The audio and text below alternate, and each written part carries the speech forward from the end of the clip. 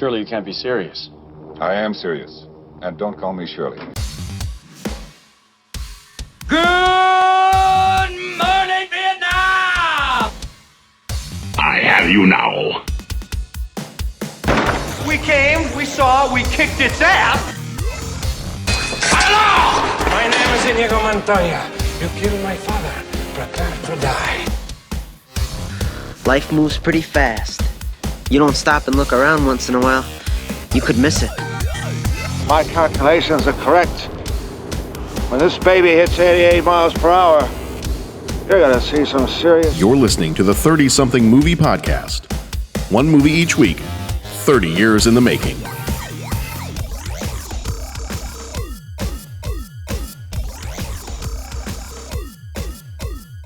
You are listening to the 30-something movie podcast, and we're all together. Are we all together? Are we all together? Yeah. Come together right now. Which I want to say... Those are some awkward lyrics. Go ahead. When the... Yes. Over me. When it's a whole timing issue. Mm-hmm. Did you just say over me, or did you say over-y?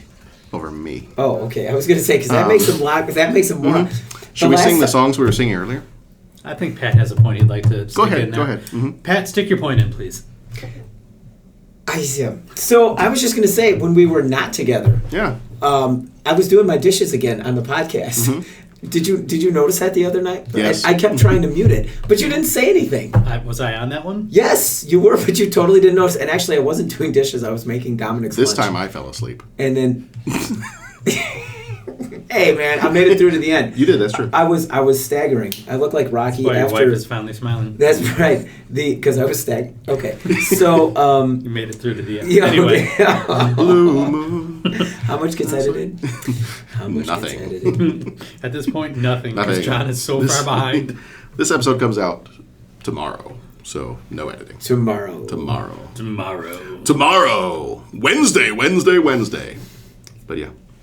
It's not. It's the I'm sorry. less exciting. What was the point you were trying to make? Monster truck. I don't know. Ride. Did I? What were you saying? Oh no! I was doing my dishes and you didn't notice. Yeah, well, and I kept trying. I kept muting the thing, and I was listening, and I heard clank crash. I'm like, wow, they're right. That is kind of annoying. But normally Mazuka jumps in there, so normally, I figured he'd tell me if I was, because I kept trying to mute. Maybe I was busy doing something a little bit more important. I don't know. Maybe I was a little unfocused. Maybe I was imagining being on a boat cruise. What happens on a boat cruise? Well, when you go off to battle. When you're going off to battle. Battle. Drums. Battle. Oh, is that when they're just beating off in the back? Yes. Battle. Yes. That'll never get old. Battle. No. I mean, I thought... Now I'm afraid to go watch, like, Battleship and Master and Commander and Titanic. I thought when we were... Anything on a boat. Was it when we were talking about Rocky IV and Bo talked about the wax on, wax off scene? Yes. Mm-hmm. I thought that was going to be, like, the pinnacle screw-up. Nope. I think Pat being off on a boat you're number one. Is the new... It was... You can't do that before the 100th. That was before episode 100. That was like episode 3. Yeah, probably. You can't call the pinnacle at episode 3. No. But we were hard-pressed to find... Sasquatch Centennial one, though. Yeah. Sasquatch Centennial. Yeah. Mm-hmm. You just had to press a little harder. Hard-pressed to find the Sasquatch Centennial. That's true. So this time around, we're going to be talking Prince of Darkness this time. This is episode number 157, Prince of Darkness, or as I like to call it, Canister of Satan, which is going to be my heavy metal band name if I ever come up with one. You just came up with a heavy metal band name. I did. That's true. Canister of Satan. Yeah. That's what it's going to be. Done. Okay, cool. We can all go home now. All right, let's do it. So that's the movie we're talking about this time around is Prince of Darkness. Before we do that, though, there's been a few things here and there that have come up in recent days, and some movie stuff, too. So a couple things, mostly related to Star Wars. So I think we wanted to talk a little bit about some of that stuff. We can share some stuff on that. We're going to go chronologically and start with The Last Jedi. We could. Okay. Well, so The Last is first? The Last is... When will then be now? Soon. Okay, good. Well, 2 months away from now. Oh, man. I got my tickets. I got my ticket. Finally, I got my tickets. Because they went on sale before they were supposed to. And this time, I was looking for it. And I was too. But I'm going to take this opportunity to say I am never using, not easily, I am never using the AMC app ever again. Really? I didn't have a problem. Yeah. What happened with the ticket? Like Because every time I use the AMC app on my phone to try to go get tickets, it always either kicks me out or something's not working. I've contacted their customer support a whole bunch of times. Every time I try to do this, and they just say, "Oh, I'm sorry." One time, I think they gave me some free tickets because something went wrong, but I kept trying and it let me in initially, but then it kicked me out again. Like, kidding me? And by the time I was able to get in, the theater was totally filled up. No tickets left. So I was eventually able to go through their website, and I don't know if they had opened up some extra tickets like an hour or two after the initial opening of the seats. But so I was able to get a couple of seats, but it was just kind of... When I went in, I saw that I was a little stressed. Out of the theater I was looking at, 2 seats were already taken. Everything else was all wide open. Really? And I was Well, that was nice. giddy, and I was nervous. And you needed to get like 13 tickets, didn't you? I did get all 13. Which had to be 2 separate transactions because you can only buy up to 10 at once. Right. It's a lot of pressure. I don't think my friends and family realize the pressure that I feel when I have to buy these Star Wars tickets. You'd So like Jeff's friends and family, give him a break. Who all listen to this podcast. You can't see Jeff's face right now, but he's smiling and beaming, and he's so proud. I'm beaming so hard. Tone down the beaming a little bit there. I won't turn quickly. How about that? Good job. So the trailer. Pat, you doing okay over there? I'm good. I'm just, we're talking about heavy duty beaming, not turning fast, and now the trailer. Dreaming that you're on a tropical island, maybe on a boat, on a cruise somewhere? In the back of the boat. No, not so No, much. not so much? Not Okay. so much, I'm good. So, trailer. You know what? Actually, let me drop the audio in the trailer, audio of the trailer right here, and we'll listen to that real quick. This is where the trailer goes. This is where the trailer goes. If I sneeze, I blow my nose. I watch it with all my bros. I'm not editing this out at all. I think this is awesome. Do you watch the blowing of the nose with all your bros, or the trailer? The trailer. Where the trailer goes? I watch the trailer with all my bros. While you blow your nose? I don't try to blow anything with my bros. Well, I mean, I was gonna say that you can't hear the audio of the trailer if you're blowing your nose. Which is why I don't. But if you can pick your friends. You can pick your nose, but you can't pick your friends' noses. Well, sure I can. Watch. Pat, come here. No, you can't pick my nose. I'm not. No. One finger goes in there. Mine, occasionally. So, here's the Last Jedi audio. Last Jedi audio. That's Last Jedi audio. Yeah, that was the last. When I found you, I saw raw, untamed power. And beyond that, something truly special.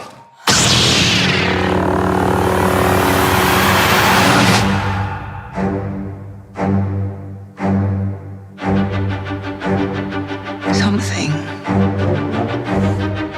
inside me has always been there.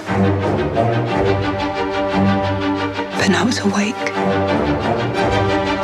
And I need help.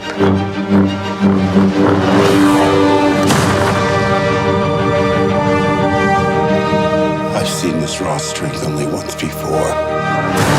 It didn't scare me enough then. It does now.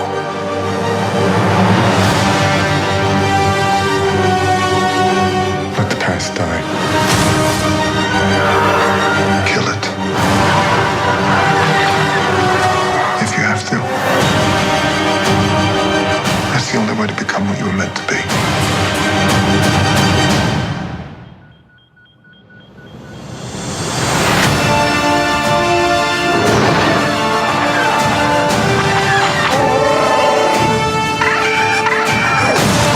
We are the spark that'll light the fire that'll burn the First Order down.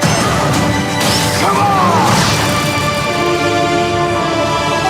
This is not going to go the way you think. Fulfill your destiny. I need someone to show me my place in all this.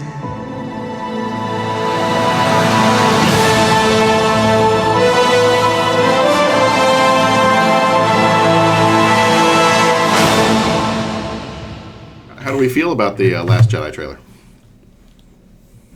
I feel very hopeful and optimistic, and I feel like there's a sense of misdirection in there somewhere, but God knows I can't exactly figure out where. This is not going to turn out how you think. And I want to believe that those are words that are being said To the audience. to the viewing audience, Yeah, as well as a line in the movie, but Right. it works on both levels. Yeah, I'm really hoping that's a message to the audience. It's like, you might think how you know this is going to go, but it's not. And I hope they don't cop out on that. I hope it's You're hoping that it's a breaking of the fourth wall? a little bit. Yeah, for the purpose of the trailer. Or In the movie, it's not going to seem that way. But for the purpose of the trailer, Oh, I see what you're I saying. like that line in there saying to the audience, like Jeff is saying, it's a line that's going to be in the movie, we think, unless it gets cut. So it's in there somewhere, but they've repurposed it for the trailer to kind of say to the audience, and this is all just me, putting my own opinion on this, that they're using in the trailer to say, this is not going to go the way you think. This is, you might think you know Star Wars and that you know what's going to happen, but you don't. And there are a ton of people online that are having a hissy fit about this because they look at that trailer and they say, nope, it's not going to be any different. Force Awakens was a rehash of A New Hope. This is a rehash of Empire Strikes Back. And they've gone through and they've shown screen captures step by step. They're like, look, AT-AT walkers. There's AT-AT walkers in here. You've got a villain holding out his hand to get the hero to join them. And they did all these other pictures where they say, nope, this is just going to be a rehash I'd like of Empire. to drop a PSA to Do it. the people. And I'm not out saying there. I agree with those people, so yeah, go for it. Find something better to do with your time.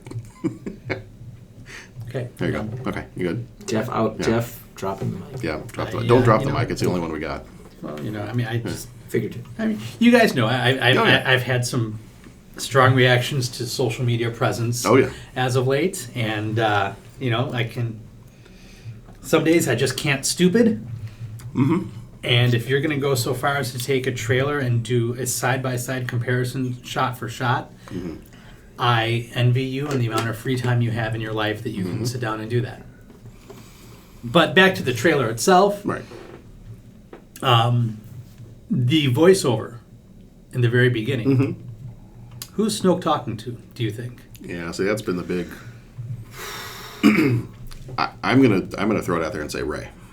I like that idea, and when you mentioned that to me, I was kind of on board with it. I like that part of that misdirection that I hope is there. I got nothing. My brain is firing on all different possibilities. I'm like, oh, what about that? Oh, what about that? Oh, that's true. Well, wait a minute now. Yeah, we kind of get a glimpse of Snoke, right? He looks kind of like. What if he's talking to Luke? And who is Snoke? I still want to. Well, and see, that's. Well, how does he crop into this Star Wars thing? Is he going to be a latecomer to the thing? Is he going to be one guy that's like been there since before Episode 1, and he just kind of came out of the proverbial darkness? Well, Pat, if you'd like to hear theories on that, you should go back to our conversation 2 episodes talking about The Force Awakens. Yeah, I know. I was just trying to plug our show. Yeah, I know. I like it. But I'm just saying, I don't know. I just can't wait. I just want. For me, it's always just going to be more Star Wars, more better. I just want that. That world cannot open up enough for me. So I'm just very excited. Sorry, guys, I got nothing. So there's over the course of the last couple of years since Force Awakens came out, there's been all these theories floating around, mostly of like who's Rey, and then some people are like, well, who's Snoke? And I think that some of the different ones that I've heard have gone from like the ridiculous to it's plausible. I believe that in some of the stuff that I had read, they had mentioned back around after Force Awakens came out, they did say, well, Snoke has been around for a very long time. So you get the idea that he has maybe worked in the background, that maybe he was even alive during the time that the Empire was going. Okay. And that, he's still this villain, but he's been working in the background, even to the point where the Emperor and Vader had no idea that he was there, pulling strings in the background. Some people have said he's Mace Windu, which, I don't know. I think that's a little bit of a stretch. Can the Emperor shock you into a different race? I don't know. It's science fiction, man. Anything's possible. I guess you could. It's Mace Windu. Yeah. That'd be lame. Yeah, it would be kind of weird. I think that came from one of my students. Okay. Well, no, I mean, it's been on the internet. Oh, is it's it? been all over the, yeah. Well, other people have said dude, if it's on the internet. Like, I mean, well, right. I'm going to pull out a Walt Longmire line. Just do what I do. Go for it. Just don't read it. There you go. Don't go to the internet. There you go. Some other people have said they think that it could be Anakin, that it's Anakin reincarnated because of the head wound and the other stuff that he's got going on. I think it's what's his face. Which one? the guy. The guy in the thing. What's his name? That gets talked about by Palpatine at the opera. Yeah. Darth Plagueis. Yeah. So that's what some people think, is that some people, That's latest my theory, and I'm sticking to it. Okay. The latest round of theories is that he is Darth Plagueis, which he gets talked about in Episode 3, when Anakin and Palpatine are in the opera, and you got that really dark music going, and he tells Anakin, "Have you ever heard the story of Darth Plagueis the Wise?" And goes into that whole thing. And so what some people are saying is, and this kind of then somehow makes Kylo Ren and Rey related, is they say, well, he's Darth Plagueis. And Darth Plagueis, if you read some of the Star Wars stories, he's responsible for Anakin being born. That he manipulated and I'm sorry, I'm going to say the M word, he manipulated the midichlorians. I'm sorry. Jeff just wilted. I know. And created life. And so that's why Anakin didn't have a father in the original movies, the original prequel trilogy. And now they're saying that he did the same with Rey somehow. That he kind of willed her to life without parents. And so then the idea is, well, then in some weird way, then they are both descendants of this Darth Plagueis guy. So, like, he is their great-grandfather, father, however you want to do it. So in some weird way, Rey and Kylo Ren are related. So, I don't know. That's weird. It is weird. I don't know. I don't know that I care. I don't need to know who Snoke is. If I find out and it's something cool, then I'll be like, oh, okay. But I don't want Snoke's thing to be... I wouldn't want his thing to be the I am your father moment of the movie. And I don't even think I want Rey's parents thing to be the I am your father moment of this movie. I want there to be some kind of a twist. Yeah. Because for people who said, and Bo, when he and his brother went to go see Force Awakens, I was in the same theater with them, and when we came out, that was the first thing that both of them said was, it was a rehash of Episode 4. And I was like, well, okay. I mean, I can see a little bit of that here and there, but at the same time, it's all... From a certain point of view. Correct. Yeah. I saw what you did there. It's excellent. When do you cross the line between an homage and a rehash? I was fine with Force Awakens. I didn't have a problem with the things that it brought back, having a Death Star-like weapon and having all the other Death bits Star and pieces. Type weapon I kind of bumped on a little bit. Yeah. The more times that I watch the movie, the more time I just get this feeling like we really couldn't find another thing other than a space station that is destructive. But I did appreciate Han Solo's line in the movie, though. So it's basically a Death Star. Like, well, no, here's the Death Star. So it's a bigger Death Star. Yeah, pretty much. Yeah, pretty much. Yeah. Okay. Anything else? Well, so something else from the trailer that that I really honed in on was how fearful Luke seemed. Oh yeah. Like there's something in his head that he's not, at least in the trailer, he's not verbalizing. But he comes across as being afraid of something, and not just afraid, but like afraid of something. Yeah. That hopefully will be addressed in this movie. Yeah, he, and that's where maybe that line of, this won't go as you plan it will. Maybe that's, in the movie he's saying that to Rey. You can only presume like she wants to be trained as a Jedi and, go fight the forces of evil, and he's trying to refuse to. Because doesn't he say in the other trailer, the Jedi must end? It's time. There's only one thing I know. It's time for the Jedi to end. Yeah. Boy, here's the other interesting thing, and there's a website out there somewhere that maybe I can put this on our website when we post this episode. somebody put together all of the Star Wars movie posters. So they had the movie posters from Episode 1 on through now the movie poster for The Last Jedi.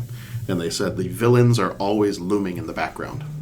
And so in the background of every poster, you've got either Darth Maul's face, you've got Anakin's in the back, you've got Palpatine and Vader in the back, you've got Vader, the Emperor, you've got Kylo Ren in the back of the Force Awakens poster, and then at the back of the Last Jedi poster, you've got Luke. So other people have speculated, they're like, the villains are always looming at the back of the poster. Is Luke Skywalker going to end up being the villain of this movie? Because fear, if he's afraid of something, fear leads to the dark side. So, is Luke the bad guy at the end of all this? Because I look at that trailer, and I know that in trailers they'll recut and re-edit things to, totally screw with the audience. At the end of that trailer, when it looks like Rey is saying, I need someone to help me out with this, and Kylo Ren holds out his hand, my wonder is that at the end of this movie, has Luke turned in some way to be the villain? Not to say that he teams up with Snoke or anything like that, but has Luke turned in some way to where Kylo says, hey, I'm done with Snoke. I don't need this guy anymore. And Rey says, this Luke guy is not helping me the way I expected. Let's have the kids team up now because we're not getting what we need from the adults. Yeah. That kind of made me wonder, too, because he talks all about fear, and remember from Yoda that fear leads to the dark side, and looking at the posters and realizing that the bad guys are always in the back of the poster. Does Luke become the villain in this movie? Could be. So the trailer doesn't show you much, does it? No. It's a little bit like the Stranger Things 2 trailer we just watched a little bit ago.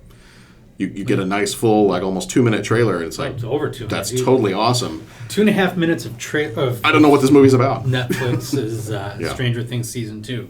And after 2.5 minutes, not a damn idea of what is going on. Yeah. But it looks amazing. Yeah. October 27th. There you go.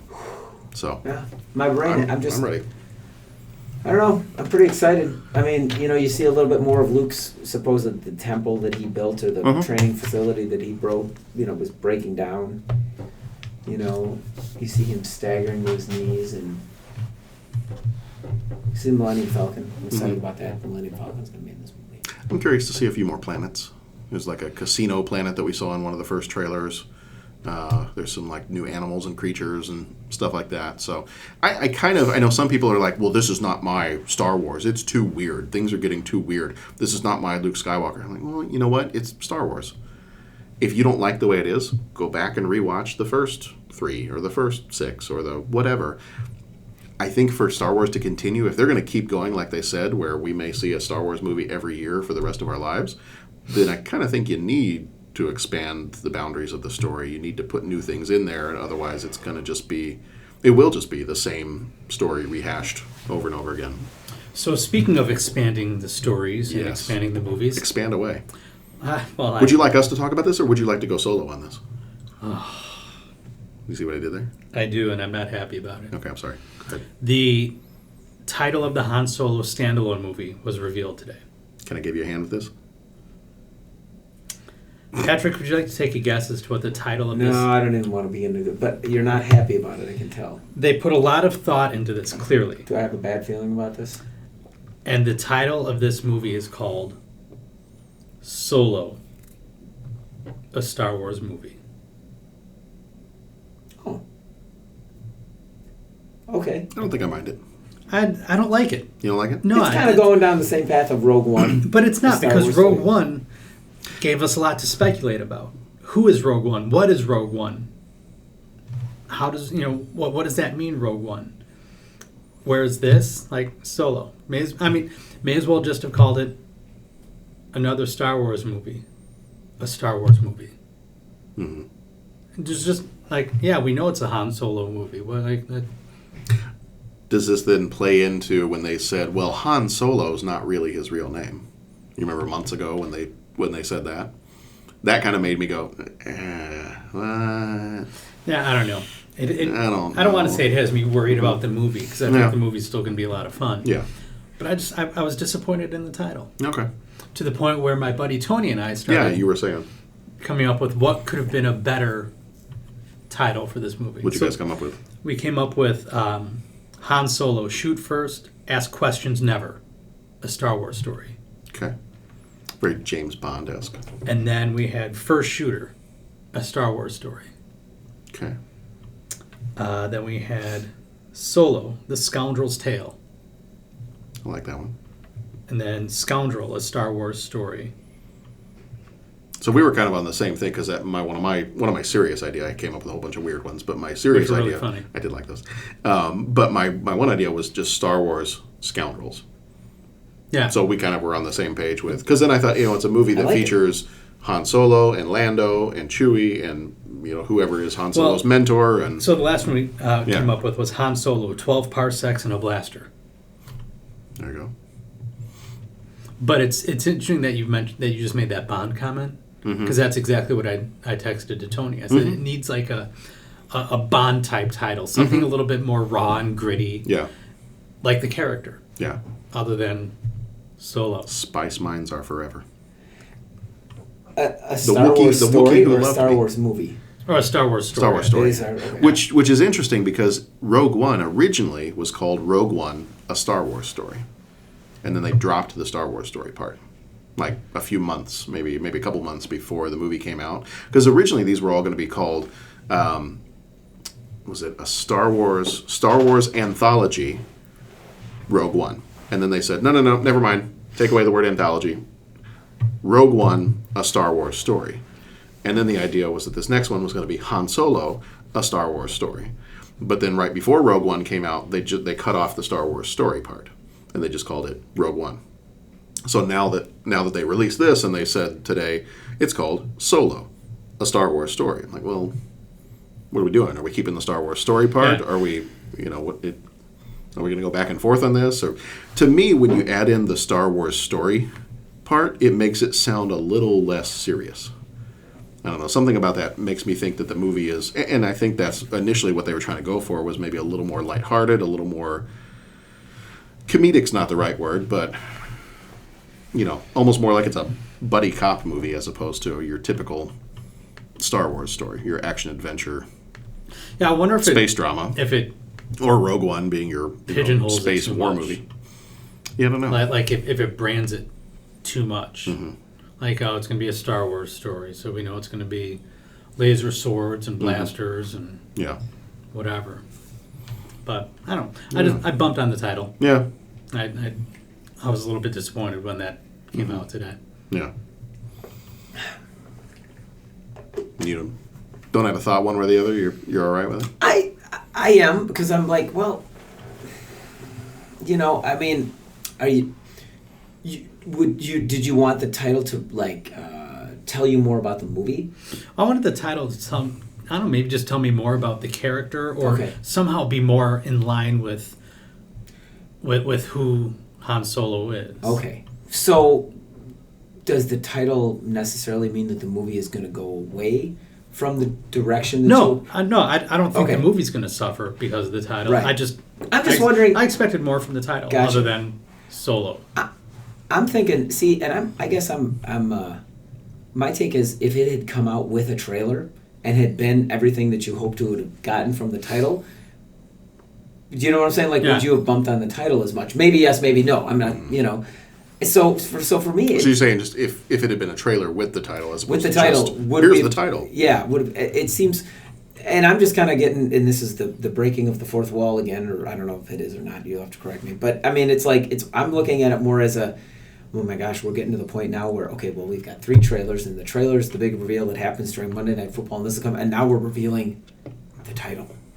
Well, and it's kind of like maybe much ado about nothing. It's just the title of the bloody movie. Oh, absolutely. So that's what I'm saying. Is like I kind of have a non-reaction. My non-reaction to the Star Wars trailer was one just because my brain is literally firing on all cylinders. Like, I'm just like, oh my gosh, I don't know what to expect. This, I'm kind of like, it's just a title. It's just a title. As of right now, it's indicative of nothing. Exactly. Now, once we see the movie, then it's going to be like, and maybe the movie will put the title into a different context of some kind. Right. Mm-hmm. But then going forward, since they're doing a solo trilogy, or last I read, they're doing a solo trilogy. Oh, are they really? Okay. Does that mean we're going to get Solo 2, Solo 3? Or if they do a Boba Fett movie, is it going to be Fett, a Star Wars story? I just feel like it's just a little uninspired. Mm-hmm. Let's not get ahead of ourselves. Let's just make sure this movie doesn't stink. They might want to make 3 movies, but I don't know if I'm going to want to. You know what I'm saying? Like I just like let me make sure this movie. And I mean, when's the last time I met a movie I didn't enjoy? That's Pearl true. Harbor. I mean, so I'm sure I'm gonna enjoy it. A lot of boats in that movie. Yeah, a lot of boats in that movie, and I don't know. It doesn't. I mean, like you look at the movie like Logan. Yeah. Logan came out and it was, everyone was like, oh my gosh, an X-Men story. Yeah, and everyone's like, oh well, they're saying Logan, not Wolverine. It must be going a different direction. It might be. Mm-hmm. But did they have the big title reveal, or was it at the end of that magnificent trailer that was like a music video? They just threw Logan up there, and you're like, oh my gosh, this is. I mean, they threw that title up. At least when I saw it, it was after seeing that. I think it was just the trailer. Yeah. Right, it was with the trailer. So like with this, I'm just kind of like. I don't know. Yeah, show me what you're seeing, and then I'll judge the title. Mm-hmm. Yeah, I'll be curious to see when they do put out the trailer, because knowing that this initially started as a Lord and Miller directed movie, the guys who do the Lego movies and some other stuff, I was like, oh, that's going to have an interesting look and feel to it. Okay, now I'm really curious, because I'm interested to see what a different take on a Star Wars movie would be. Right. We've had pretty much Star Wars follows the same kind of, I don't want to say formula, but the same tone in most of their movies. Rogue One being a little bit different in that it felt to me more like a war movie. It felt, yes. All the fields. Sally, and that was the one I was going to come up with too. Strawberry. WC. Yeah, all of them. Mm-hmm. But yeah, no. So I would have been curious to see if this was going to be more of a comedic or lighthearted take on a Star Wars movie. I was kind of excited for that. I know a lot of people weren't, but I was kind of excited for that. So now I'll be curious. I don't know if Ron Howard is, I imagine that's the reason they brought him on, was I think they probably were making it too funny. Ron Howard's doing the movie. Yeah. When that happened. So that was. Are you new? I am. Well, I don't read social media. Heck, I don't even have an internet connection over here. Pat didn't even get a phone until 2 yees ago? Oh, at the very most. Yeah. So, do you still have Hotmail? You switched? Yeah. You still have it? I still have it. You and my wife are the only ones that still have Hotmail. Link it in. Okay. We're going to get you updated at some point. No, I've got Gmail, I maintain my Hotmail. Okay. Well, yeah. Good for you. Yeah. Some of us are not able to maintain their. And that's Fuzzy Dago at Hotmail. Oh my God! Hotmail at Hotmail. Dagobah? Is that what you said? Dagobah? I don't know. I guess I'm just in a reflective mood. The title, I don't. You seem very reflective over the last couple days. Mm-hmm. We should have had the podcast in our conversation yesterday. No, we should not. I don't know. The title, doesn't bother you. Yeah. It doesn't bother me. Yeah. The Star Wars trailer, I just can't wait. Just more Star Wars, more better. Yeah. Keep it coming. Is there a Millennium Falcon? Awesome. Yeah. And there's a cute little furry alien that's in the Millennium Falcon and so my kids are all excited, and I knew that was going to happen. Dominic and Daniela, all of a sudden Are you the one that said they're Wookiee snacks? I thought I heard somewhere that, and I told Nora that the other day. Of course, when all the toys came out, I bought her a plush porg that is 3 feet tall. Yep. And so she sleeps with that in her bed every night. And so the other day I came up to her and I said, "Okay, Nora, I just need to share something with you, because then if you go see the movie in the theater, I just want you to be prepared in case this happens. It's possible that porgs are like chickens." And she's like, "Oh, chickens are cute." I'm like, no. Hold on.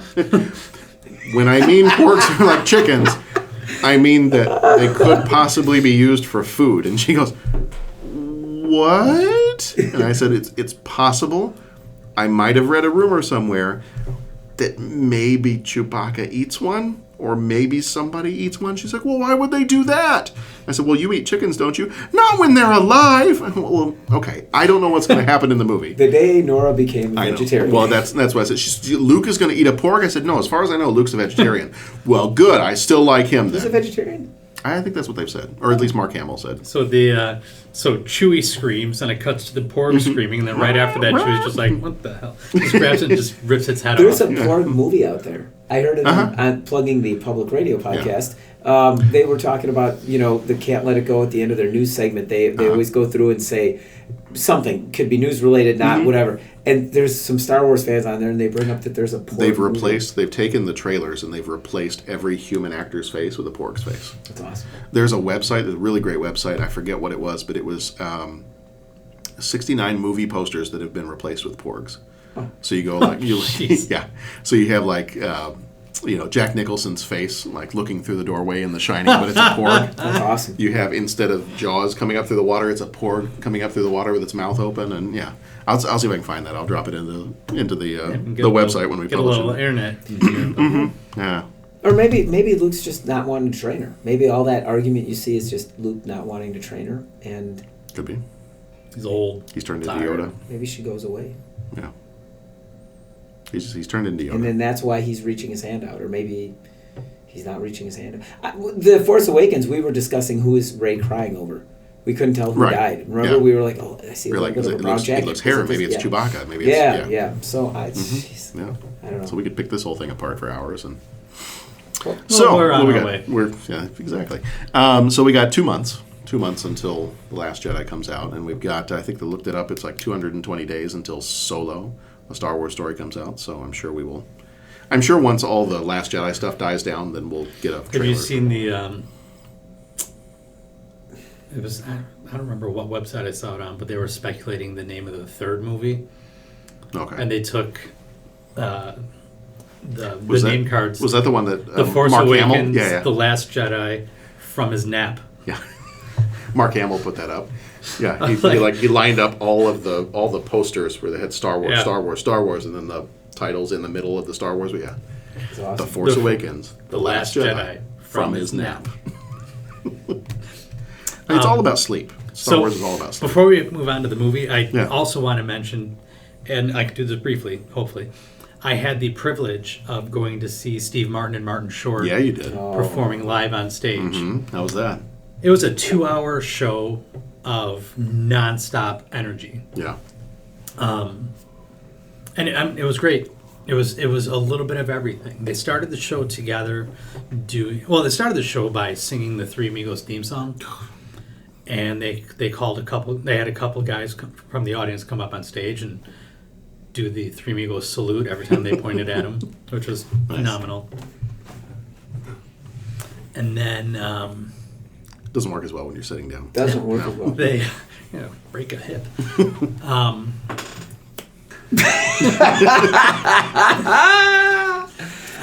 They did a Q&A for about 45 minutes, just talking about different characters they've played and inspirations.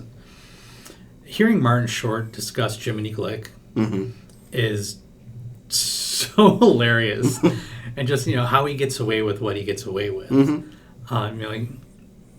He did an episode where he was interviewing Mel Brooks, and he turns to Mel and goes, "So Mel, what's your big beef with the Nazis?" And then he did one with Spielberg. He's like, "So when are you gonna make the big one, the one that people really like?" Just that sort of character. And then he did about a 20-minute solo set, and then he left the stage. And you may have to edit this, but after his whole big energy 20 minutes, Steve Martin comes back out, and he looks when he goes, "Beat that mother," and ran off stage. And then Steve Martin started doing banjo stuff, and he had a bluegrass band come out on stage. They were just incredible, this band. The fiddler that they had was just phenomenal. My dad said the exact same thing, because my folks were on Friday night, and he just said, and my dad was like just excited, almost saying word for word what you said. I don't know where they found this guy, but man, that guy was like, I've never, I'm not big on, or don't have a strong background in string instruments. I have never heard anyone play like that. Really? Ever. It was phenomenal. And then they came back out and did a little more shtick and wrapped up the show. And it was 2 hours that went by like that. Yeah. But, awesome. and I turned to my wife and I said, I'm not hesitating. From now on, whenever anything like this shows up coming to Chicago, I'm just buying tickets right away. Because I don't want to miss out on these opportunities. Yeah. Yeah. Well, when you do that, you let me know. Because you've had good luck, and I've had bad luck. So we got tickets to go see Seinfeld in a couple weeks. So nice. We've heard he puts on a pretty incredible stage show when he does his stand-up. So we're excited for that, too. Cool. What's the deal with stand-up comedy these days? Okay, so let's go ahead. We're just going to go ahead and jump right on into our Prince of Darkness stuff. Jeff actually had to step out because he had to get going, and I know you got to get going soon. So we're gonna do a real quick. This is gonna be the fastest Prince of Darkness. Get ever. it done. Okay. Get her done. So spoilers. We spoil it. Done. Let's move on. Yeah. Okay. Title for this one is Prince of Darkness. Came out on 23rd of October, 1987. Was rated R. Ran for an hour and 41 minutes. Directed by John Carpenter, who did Halloween, The Thing, Escape from New York, Big Trouble in Little China, and They Live. Producer was Larry J. Franco, who did The Thing, Batman Begins, Big Trouble in Little China, and Jumanji. Writer for this one was John Carpenter, credited as Martin Quatermass. He also did Halloween, Escape from New York, and They Live. You are not going to break my concentration whatsoever. I thought of some new movie news. I'm sorry, did I break your concentration? Cinematography was done by Gary B. Kibb, or Kibbe, I don't know how you say that. Stand By Me, A Few Good Men, Alien 3, and They Live. Music by John Carpenter and Alan Howarth. John Carpenter did Escape from New York, Halloween 1 through 3, Big Trouble in Little China, and They Live. Alan Howarth did Big Trouble in Little China, They Live, and was in the sound department for Army of Darkness. Budget was $3 million, box office was $14.2 million. Donald Pleasance, who died in 1995, played the priest, Father Loomis. He was in Halloween, The Great Escape, and Escape from New York. Jameson Parker played Brian Marsh. He was in the TV show Simon & Simon and Jag. Victor Wong, who died in 2001, played Professor Howard Birak. He was in The Golden Child, Big Trouble in Little China, and 7 Years in Tibet. Lisa Blount, who died in 2010, played Catherine Danforth. She was in An Officer and a Gentleman and a movie called Crystal.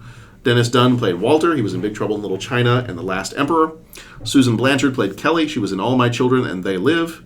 Anne Marie Howard played Susan Cabot, who was in Blue Streak and Ghost Ship. I'm going to interrupt myself for a second and say, have you ever seen Ghost Ship? I have. Holy crap. I think I was staying at a hotel and I was watching TV late at night in the hotel. That's and insane. I know. And this movie came on. And I was like, they're on a boat. They're having a party on a boat. I don't know what this movie is. I didn't look to see. I didn't push the information button to see what the movie was. They were having a party on the boat. There's a wire coming loose. What is that? I wonder what the wire's going to do. What is the... Yikes! Wasn't expecting it. I don't know if I know anything about Ghost Ship. Yeah. There's a whole bunch of people. It's like in the 40s, I think, in like the 20s or the 40s or something. And people are having a party on the deck of a boat. And there's like this metal wire that is... Something happens to it. Somebody sabotages it or something. And it comes loose. As it comes loose, it whips across the deck of the ship and slices everyone in half.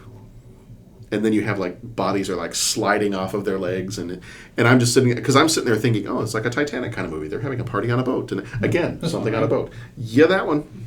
Yeah. I don't know that I watched the movie much beyond that because I was like, I don't know that I'm in the mood for this right now. Yeah. After I watched everybody get bisected on the boat. So anyway, Ann Yen was Lisa. She was in What Is Love and Love or Money. Ken Wright was Lomax. He was in Hanoi Hilton and AWOL. Dirk Blocker was Mullins. He was in Poltergeist and Brooklyn Nine-Nine. Jesse Lawrence Ferguson played Calder. He was in Boys in the Hood and Darkman. Peter Jason played Dr. Paul Leahy. He was in They Live and Deadwood.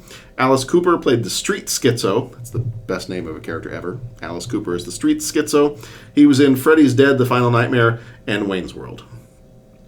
Rotten Tomatoes critics gave it a 58%, audience a 60%. Felix, I messed that one up. Felix Vasquez Jr. from Cinema Crazed said, still holds up as a creepy and atmospheric gem. Roger Ebert of the Chicago Sun-Times gave it 2 out of 4 stars and said, Prince of Darkness contains the ingredients for a much better movie. I liked, for example, the notion that the characters were receiving radio transmissions from the future in their dreams.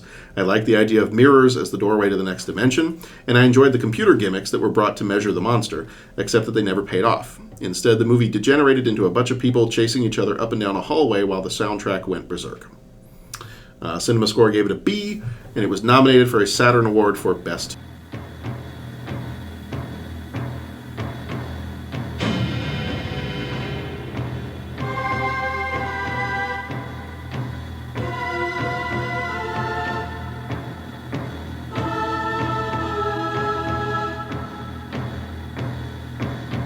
anyone in close proximity has the same dream.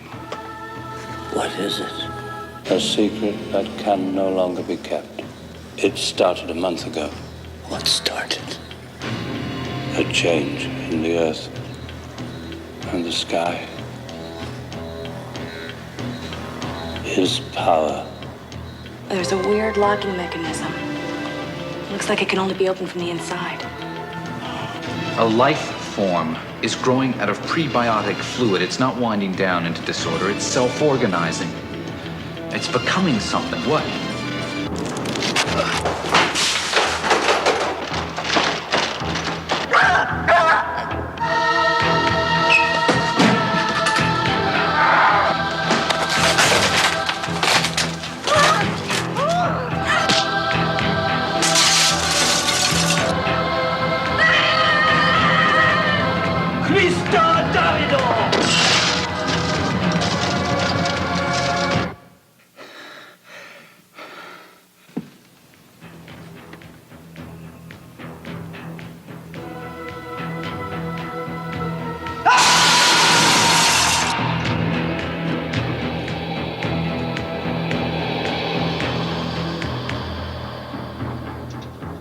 So, I have some new movie news in the horror genre that I wanted to throw out at you guys. Recently on the Nerdist podcast, Chris Hardwick. Holy crap! I need to go home. Sorry, Chris. Chris Hardwick had Jason Blum, who's the producer and founder of Blumhouse Movies, independent horror movies. And about an hour into the conversation, Chris starts talking about how he's starting to develop a horror script. I saw it. Like three movies he's Jason going to do? Immediately just says, "You know so much about horror films. I know. I want your movie." Which led to a conversation, and now Hardwick has signed on to do three movies with Jason Blum directing one of them. Nice. It's like us being able to find the genre that we absolutely love, and then being a chance to make a movie in that genre. So it'd be like you being able to direct an action movie. Yeah, an action movie. I was just like, High Noon or something with Steve McQueen on a motorcycle. Right. It's like that movie with Charlie Sheen where he's trying to get to Mexico, but instead of a girl in the car with him, he's got a trumpet. It would be like that. The look on Jeff's face was one of abject horror. I just looked over and Jeff's look at his face was like, I was like, well, where are you going? But your eyes, like, I wish I had a video, like... Well, I think I've seen this movie, actually. Yeah. The one with the girl, not Trump. Yeah. Anyway. I don't know what's going on anymore. I don't either. There was that in this movie. Who was making the trombone sounds in this movie that we're going to talk about? That there was, like, too much of... Okay, anyway, sorry. I don't know. So, anywho. Yeah. I'm excited to see what Chris Hardwick can do with a horror movie. He's a horror aficionado. His mind is encyclopedic when it comes to the genre, and he can come up with references. And you're like, "What's that horror movie where the guy does?" And I'm like, "Oh, it's this one," and it'll be spot on. We needed him, and it could be like a really obscure horror movie that most people have not seen. And, yeah. So I'm really excited to see what his directing style is going to be like. And to see what story or stories he comes up with. Yeah, that's cool. We needed him on last week. We needed him on next week to talk about next week. Hellraiser. For us. We needed him. We needed him next week so he could help us explain Hellraiser. When will then be now? I'm so confused. I don't know. What day is it? I just comb the podcast. I need an adult. I'm a little nervous to go driving with my trumpet now. I'm not sure why, but it's going to be a beautiful montage with some tasteful music. Anyway, it'll be something. I never understood. No, never mind. We're not getting into that movie. I'll see what year that one comes out, and we'll talk about it. I'm totally blanking out on what that movie is called. Have you never seen that movie before? I don't know what you're talking about. I'll text it to you. Okay. Not the movie, the name of the movie. Okay. You can look it up at some point. There's a movie in which Charlie Sheen. Have you seen this movie? Yeah, it's like it's like he's driving in a car. He's a criminal. And he's like stolen a car, and it might be this girl's car or whatever. Yeah. And there's a movie. No, and they're like heading to Yeah. Mexico or something, and the Yes. police are chasing him. Is it called like The Chase? Possibly. I don't know. But there's that. But anyway, they at some point in the movie when they know that he's probably going to get caught, and she's kind of fallen in love with him, they enjoy each other's company in the front seat while he's driving. That's just not safe for anyone. Well, not, but especially when it's Charlie Sheen. It's intriguing. So it's there's a trumpet joke in there somewhere, getting his horn tooted. I don't know. I mean, if you gotta go with a smile. That's what Joker always said. Yeah, that's right. Anyway, okay. So, Canister of Satan. Yeah. You talk about the Canister of Satan? Yes. Okay.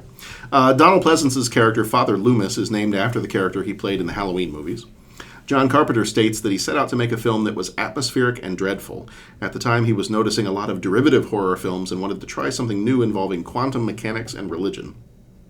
This is the second film in what John Carpenter calls his Apocalypse trilogy. The other two are The Thing from 1982 and In the Mouth of Madness from 1994, which I have not seen In the Mouth of Madness, so I'll have to check it out. When Edgison is cornered in the alley by the homeless people, he is listening to Prince of Darkness, the song by Alice Cooper, on his headphones, just as he is about to be killed by the character played by Alice Cooper, and he is killed by being impaled by a bicycle. Lots and lots of fun. Okay. So... It is called The Chase. It is called The Chase. Okay, that's what I thought. Okay. So... Where to start with this one? What did you think of this? So this is the first time you saw this. Yeah. First time I saw it too. Yeah, so. it was. It's just probably not my genre. Okay. So I don't want to be too hard on it, but it was just kind of like, okay, a lot of dialogue. Mm-hmm. Oh, someone stabbed. A lot of dialogue. Oh, ectoplasm. A lot of dialogue. Oh, more people are stabbed. Mm-hmm. And that was kind of where it left with me. I was not enamored with the music. Maybe John Carpenter is an amazing musician. I mean, he does the music for a lot of his movies. Okay, and so maybe he's just phenomenal. And I don't write music for people, and maybe I'm not even a good musician and all that kind of stuff. But I'm just like, it just sounded like chords on the keyboard, chords on the keyboard. It just kind of sounded as it. Mm-hmm. I mean, I think it probably fit, and it just kind of sounded like a high school kid making his own soundtrack. Yeah, like maybe not to diss it. No, I mean, maybe that's what he was going for, but I was kind of like, let's just move it along. What's happening? And then there was monsters chasing people. So I mean, right. I guess he was trying for something new. It didn't seem very new. Mm-hmm. I mean, it was still monsters chasing people. Right. I think he was trying to insert the whole quantum mechanics thing and the science piece of it. That maybe is what was different about it. Maybe. I don't know. I kind of felt like, and he says, well, this wasn't really being done at the time. Well, I kind of feel like they tried to look at some of the science. I feel like you had a mixture of science and religion in The Exorcist. Did you ever watch that one? I didn't see that because I hear that's really actually scary. I don't need that. You wouldn't be able to handle that one. But in that one, like they spend some time trying to diagnose the girl, like to try and figure out what's wrong. She goes to psychologists. They do like scans on her that are like trying to go through the whole science of the thing, and then it turns out that religion is going to be the only way to battle, what's going on with her, and that she's possessed and all that. You get to this one, and they start trying to explain things with physics, and then it goes from physics to it's a secret that's been held by the church for 2,000 years, and that was the part that I thought was kind of interesting. The part where they're like, oh yeah, well Jesus was an alien. He was from this alien race of people that they held the secret to, and blah blah blah blah blah. The Brotherhood of the Sleep or whatever it was called, and the part that I thought was interesting that I kind of wish they had done a little bit more with was that canister. Now, I thought that was kind of cool, having that canister with the swirling stuff in it, and that this was the essence inside the canister was the son of the anti-god. Okay. That, like, the anti-god was trapped in this other dimension, and that the Prince of Darkness was the energy that was in this canister, and once that was released, then that was going to bring the anti-God back to our dimension, to our world.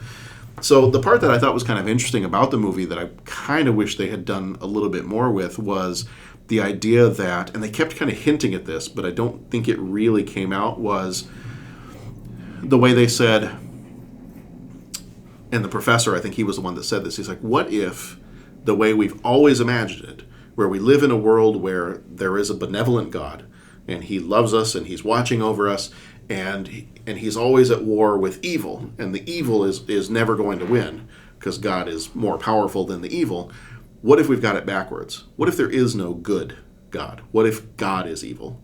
And what if they trapped God in this other dimension, and we've been living out, our lives with no God, looking over anything, and that's actually a good thing because the God that we thought was good is actually evil, and that's how it all works. That would have been maybe a little bit more interesting to me.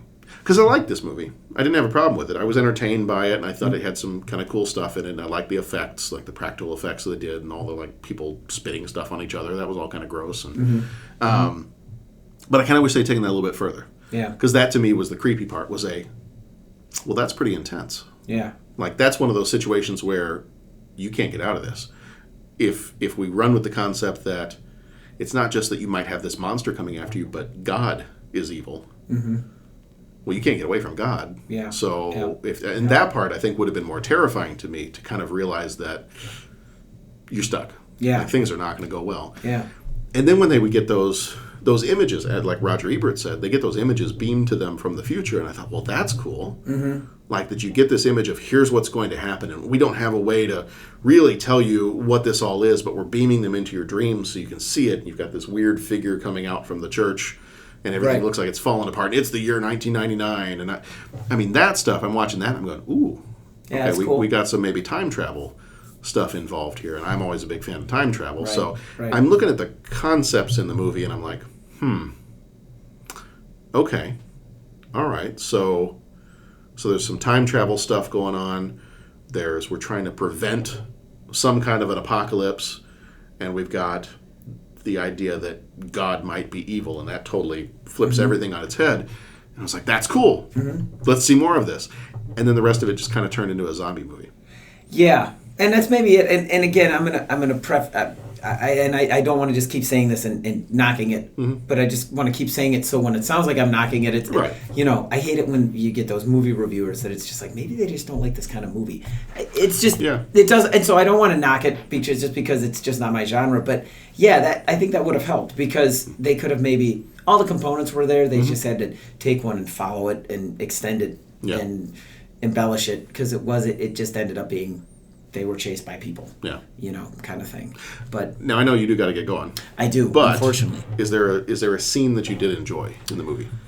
If you had to pick one and say, yeah, this scene was all right. Well, the one that kind of cracked me up is when the one guy that was that played Wang in when he's stuck in the closet. When he's stuck in the closet, he's just like freaking out, and then the girl's reaching through, and he's just like beating her on the noodle with the brick. I'm just like, that was kind of funny. Yeah. The rest of it was, it was the rest of it was all good, but yeah, I guess that would have been the scene that would have stuck out. That was pretty funny. There were some funny one-liners in there. Like he even had a one-liner, something about, I'm used to this because it's something about the homosexual tendencies of I can't remember the line, but it was like, wait, what are you talking about? Yeah. So, anyways, that was good, and then it was almost, I hate to say it, but I kind of keyed in on some of the delivery, like when they were all and they weren't sure why they were all there. And, well, we're studying this. Hey, we got a meeting. Oh, it just, the way they were delivering their lines was almost a little bit comic to me. Yeah. Which... That part went on a little bit too long. Right. Where everybody's like, what are we doing? I don't know. Yeah. Cut to another scene. What are we doing? I don't know. Yeah, and so there was a lot of that. And again, Evil Dead, I was kind of meh with that one until you guys explained it to me.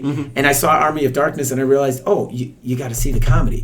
Yeah, that stuff that you're like, I don't get it. It's funny. Laugh, Pat. Right. Oh, it's funny. I get it now. So when I saw this movie, I was like, do I laugh now? Is this funny? Is this one of those horror comedies? Yes. Is this funny to me? Are you trying to be funny? Am I like, right. I'm just... So I really wasn't sure which way to tell. As you can tell, I just flounder. Right. I flounder in this genre. But yeah, I mean, interesting, and I could see where people that like that kind of stuff would like this kind of stuff. Mm-hmm. I mean, I get it. Yeah. Well, I don't get it, but I mean, I see where. Right. Yeah. So I guess that would be it. But yeah, the scene, the big fight at the end, and I have to admit, I had 10 minutes left to watch of this movie, and all day I've not been able to get the 10 minutes. I finally, right before we recorded this, I had and the Wi-Fi went out, so I lost the thing. So it ends. I saw them all like going outside and being helped by the police and everything. So what happened after that? Just they kind of all. So was there a big miss? Did you get to the part where they have the mirror? No, see, so is there a big do I have to go? I have to go watch that because there's a big thing. Watch it. Yeah. So there was probably like 5 minutes to go right when the Wi-Fi crapped out. Yeah. Well, I'll go check it out. If you get to the part where the woman who gets possessed with the right. like the Prince of Darkness, and she's the one that it's like Bride of Pizza the Hut. There. Yeah. That's actually a really good example. She kind of sees herself in a little hand mirror. She holds it, and then she like puts her fingers through it. And, I saw that. Yeah. And so they go into another room and they find that there's like a full length mirror. Okay. And you find that that's the gateway through to the other world. Okay. And so as she starts to reach through, and this is the other part of it too, she starts to reach through that mirror and her hand goes through it, and on the other dark side of everything is like pitch black. In fact, I think they filmed it in like underwater in a swimming pool. Okay. She reaches her hand in, and you start to see this big monster hand kind of come and reach like it's going to grab hold, and she's trying to pull it. So that's the anti-god that she's trying to pull back into our world. And then I won't tell you anything else. You can go watch the rest of it. But so that's kind of the climactic part of the movie is, and then the priest is like hiding in the corner with an axe, and so there's some other stuff that goes on. And I think I was yeah. So Dormammu, I've come to bargain. But then that too, you didn't really, other than a hand, you don't see the anti-god. Yeah. And I think that's what Roger Ebert might have said that, or somebody else might have said that when they reviewed it. They're like, I kind of would have liked to have seen that. Yeah. If you're building up to that, at least let me see more than just a hand. Yeah. So, yeah. Yeah. I liked it. I mean, if we're going to compare the two movies that we kind of watched for this recording, because we pull back the curtain a little bit, we were recording our Hellraiser and Prince of Darkness today on the same day. Yeah. Between the two, I think I like this one better than Hellraiser. Yeah. I mean, we'll talk about Hellraiser next week, but I think between the two, I do like this one a little bit better because while I like Hellraiser, I'm okay with Hellraiser. Yeah. I think that this movie, Hellraiser definitely could have been better. Yeah. This movie really could have been better. Like there's more they could have. There's more in this that intrigues me than Hellraiser. Right. Hellraiser, I'm like, yeah, okay, that's fine. This one, I'm like, oh, that's cool. Yeah. That's a cool idea. It just didn't like fully realize all the stuff. So. No, I get what you're saying, man. Yeah. I get what you're saying. I feel, like I said, for these next couple, this month, I'm going to be it's not sure. It's October. It is, and it's hard, and it's hard. It's like there was like, what was the #1 mother-daughter movie that ever came out? It was the Joy Luck Club. Didn't they say that was like the #1 like movie? And I remember that. Was it my mom ended up having to watch it with me, or I went over to a buddy's house and his mom was watching it and she was stuck watching it with me and my friend, and it was like I remember we looked out and whoever it was, or maybe it was my mom, or I just remember looking over and just saying, "I'm sorry, because I'm just not the guy you really want to be watching this movie with." Not my genre. And again, that's kind of how I feel with these is like all so yeah. But I did what I could, and that was exciting. And so, it was fun stuff. Okay. All right, my friend. All right, you got to go. So. I'm sorry. All right, that's fine. See you guys later. All righty. All right. So then I get... Oh, and then he comes back. I get left by myself. You could say I was left solo. Bam. It didn't bother me. It didn't bother me. I think. Well, Jeff is just... he's probably listening to this, but I don't care. I know. I just... Hey, and I think both of these movies could have been helped if Logan was in it. Or motorcycles. Both. Yeah. Logan on a motorcycle. Logan on a motorcycle. There we go. All right. So I have been left alone by everybody. So at this point, I think I could just say they're all wrong. Their opinions are totally wrong and totally unfounded. And that's what it is. And I'm way better than both of them. So but thank you, Jeff, and thank you, Pat, for stopping in. Our schedules are a little bit crazy, so we're just trying to get some stuff recorded so we can get all this stuff out here. But yeah, Prince of Darkness, I think my take on it is just there's a lot of interesting stuff there. I was interested by the science aspect of it. I was interested by the mixture of the science and the religion and the idea that if God is evil, then just there's no escape. Like you can't. You then are just dealing with the idea. You're kind of just waiting for it to end, and that to me is maybe a little scarier. Maybe that's a more cerebral fear of, because in some of these horror movies, you can get away from the villain. You can find a way to beat Freddy, or you can find a way to beat Pinhead, or whatever the villain is, the Predator, the Alien, the whatever. You can find a way to beat them.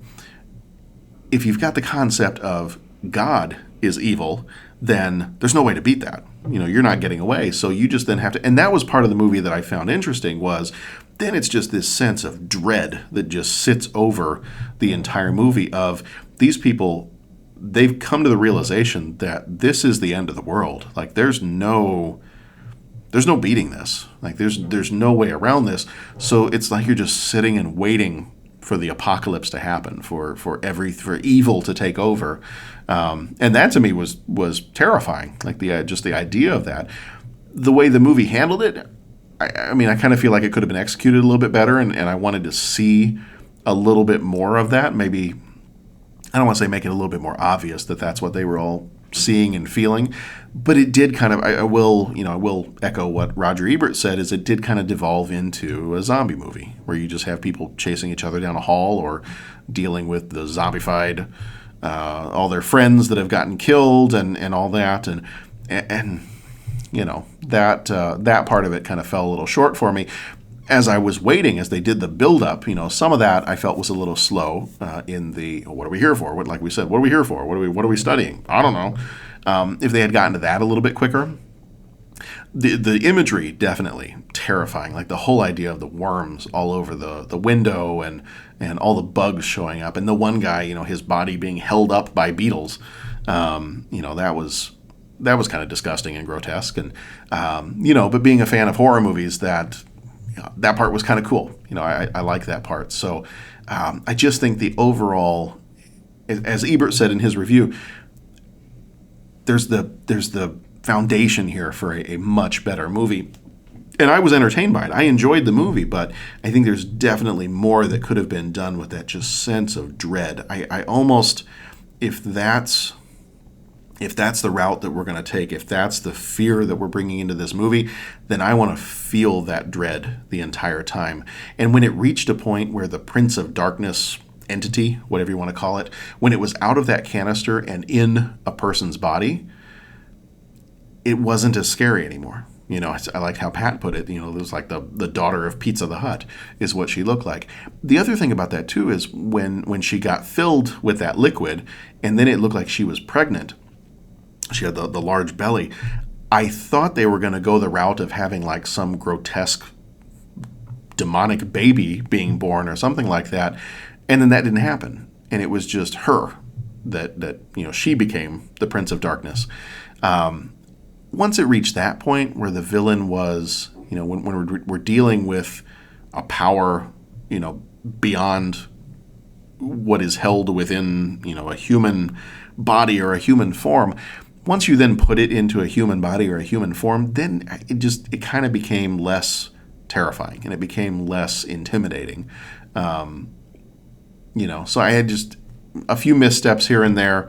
I think it definitely had the potential to be a more frightening movie from beginning to end. The ending didn't quite do it for me.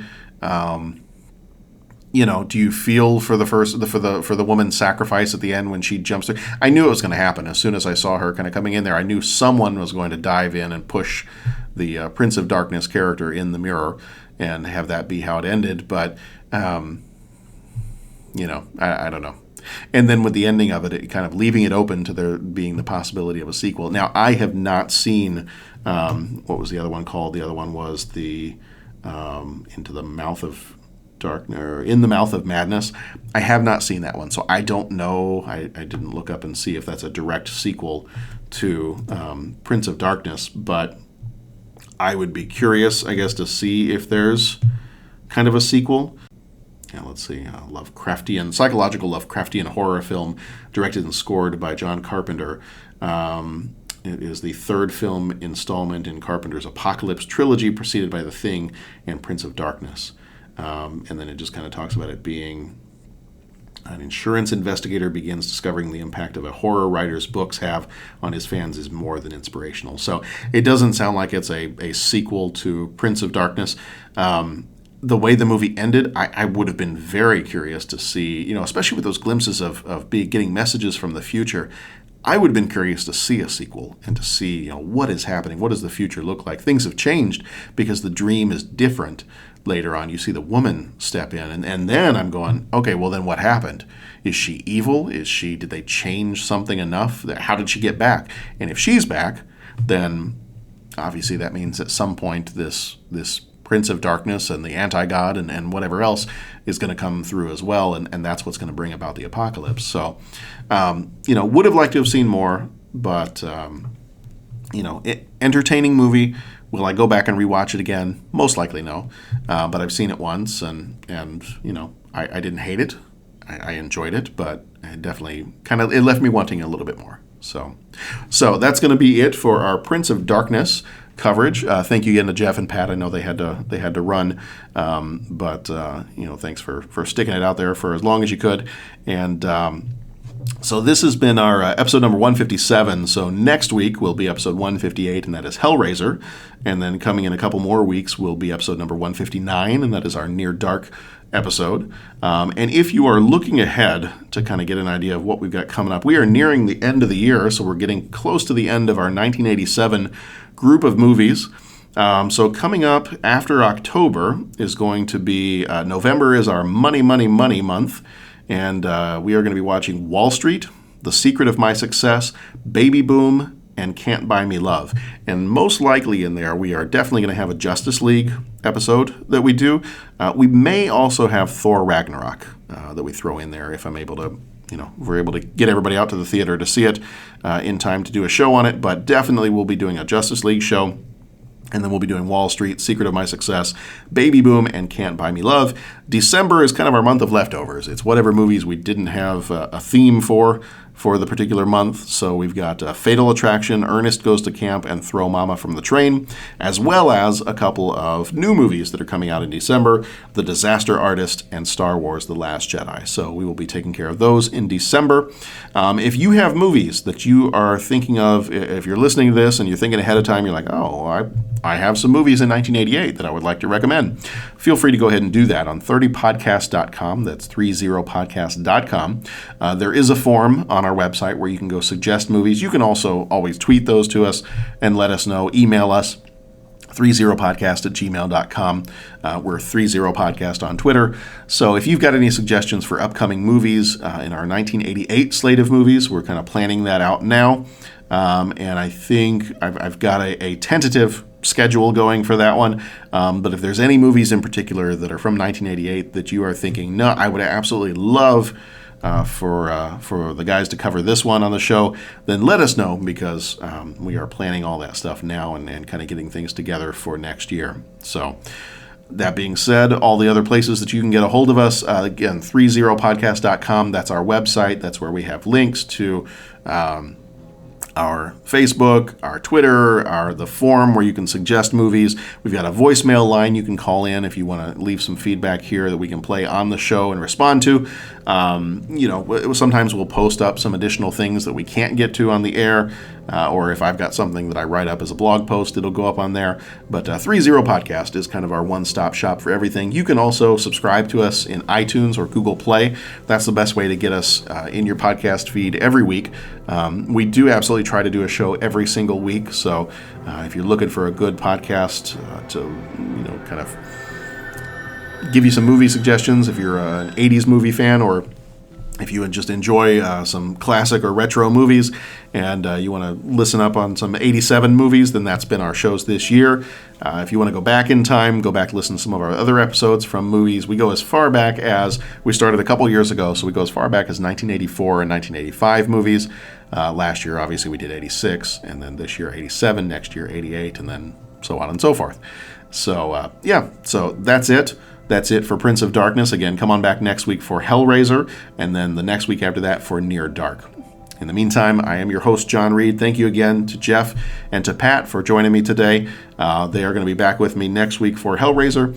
In the meantime, go watch some good movies. Go watch some scary movies. Be excellent to each other. And we will see you all back here next time. Thanks a lot. Bye.